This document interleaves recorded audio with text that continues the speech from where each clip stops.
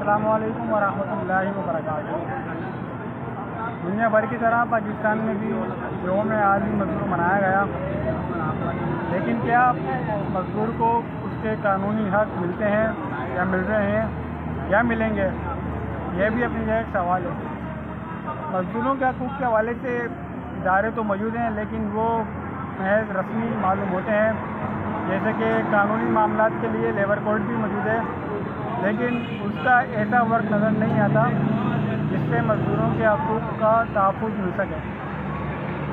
इस दिन के हवाले से पिछले साल हैदराबाद के सीनियर वकला से मुलाकात हुई और एक ब्लॉग तैयार किया, लेकिन जमहूरियत है और जमहूरियत के अंदर मज़दूर को उसके हक़ मिलते नज़र नहीं आ रहे।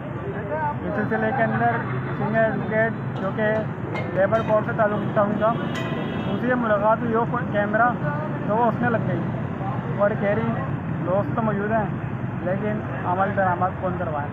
खैर, यह भी एक किस्सा है पाकिस्तान के अंदर कानून बनाने वाले किस तरह कानून का मजाक बनाते हैं।